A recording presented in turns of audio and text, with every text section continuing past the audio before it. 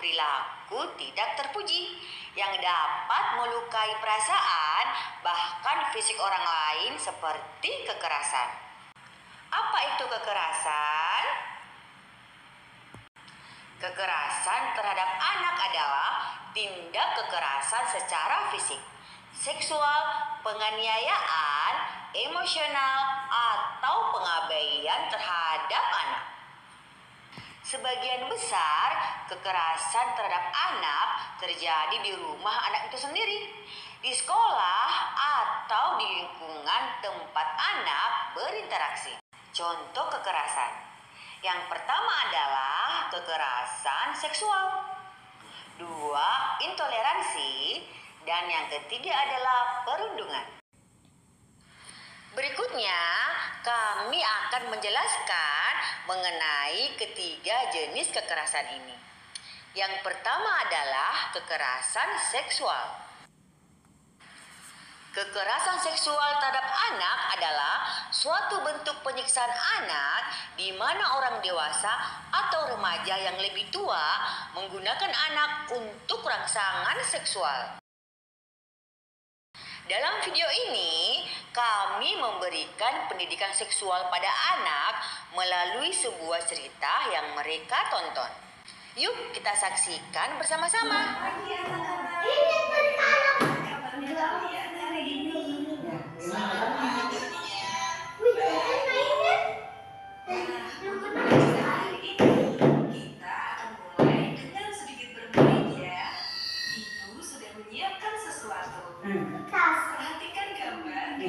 Banyak. Orang gede dan anak kecil. Orang besar anak gede. Ya. Iya betul sekali. Ayo, tadi kan kita sudah nonton video. Tadi videonya menceritakan tentang apa? Ya, kekerasan anti seksual. Ya. Apa itu kekerasan anti seksual? Artinya apa? Artinya kita tidak boleh memegang atau menyentuh anggota tubuh teman yang tertutupi. Misalnya apa coba? Ya, misalnya badan, apalagi? Ya, tidak boleh juga mulut, tidak boleh juga apa? Ya, tidak boleh hidung. Ya, mata. Ya, tidak boleh juga telinga ya. Yang tertutup itu tidak boleh disentuh. Ya. Kalau misalnya dia sakit, misalnya kalau dia mau pergi ke rumah sakit, bisa disentuh tidak? Kan sakit perut misalnya, bisa disentuh tidak sama dokternya? Bisa. Ya. Bisa. Ya, bisa disentuh asalkan minta izin. Iya, minta izin dulu kepada anaknya. Misalnya sakit perut misalnya, bisa disentuh, yang penting dia harus minta izin dulu dokternya, ya. Kalau misalnya bagian belakang misalnya bokongnya bisa sentuh tidak? Tidak. Oh iya, tidak boleh. Kalau bagian depannya yang kelaminnya boleh sentuh atau tidak? Oh, tidak boleh juga. Kalau menyentuh bagian dada bisa tidak? Tidak. Ya, tidak boleh juga. Kalau menyentuh matanya? Boleh. Ya, tidak boleh juga.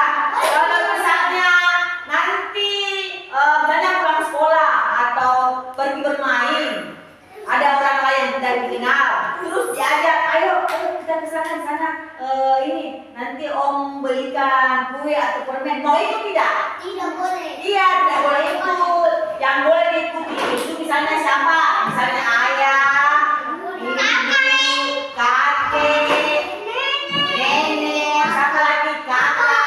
Iya, yang boleh diikuti itu orang yang tidak kenal ya, atau kita anggap sebagai keluarga. Iya. Di sini kami menyampaikan kepada anak bagian tubuh apa saja yang boleh disentuh oleh orang lain dan bagian tubuh mana yang tidak boleh disentuh oleh orang lain. 2. Intoleransi. Intoleransi adalah ketiadaan tenggang rasa, sikap abai, atau rasa ketidakpedulian terhadap eksistensi orang lain. Dalam implementasi intoleransi, kami menyampaikan kepada anak lewat cerita dongeng Gajah dan Semut.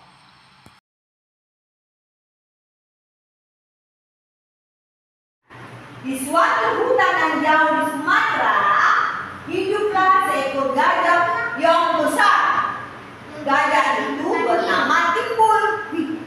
Gajahnya yang besar, badannya besar, telinganya apa?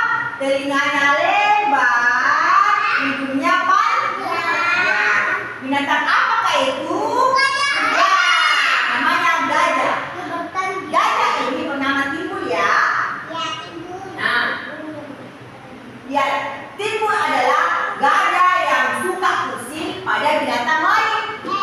Ia kerap kali membuat kegaduhan. Seru kancil. Ternyata si kancil diinjak sama si gajah.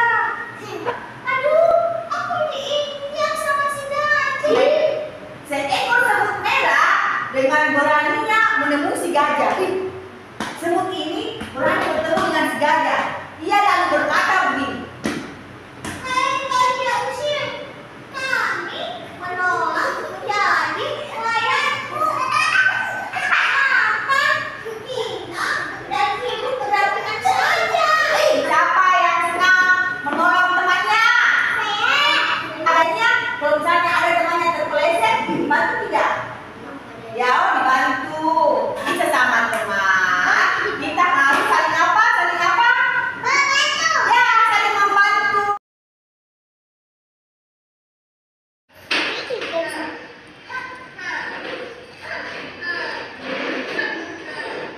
Bilang apa? Bilang? Makasih.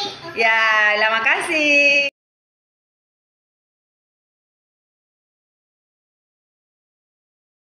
Tiga, perundungan.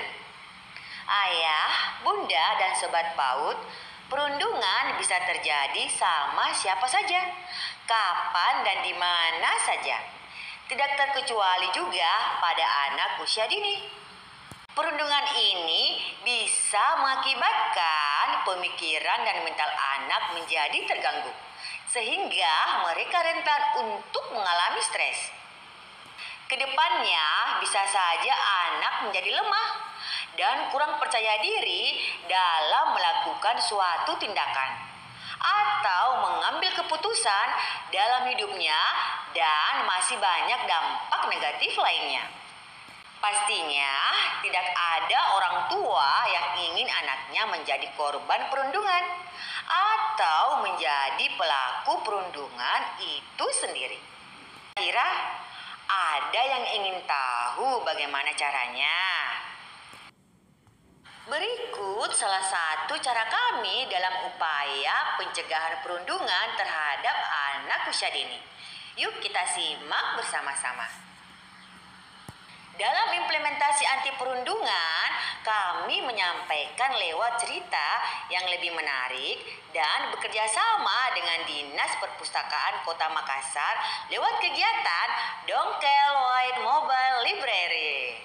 Di sini kami akan membawakan sebuah cerita tentang kura-kura dan si monyet.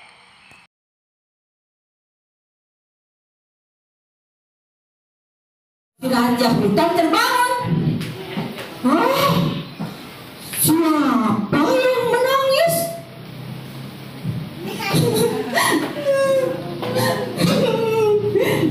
Ah, aku kura-kura. Aku bersedih, Raja Hutan.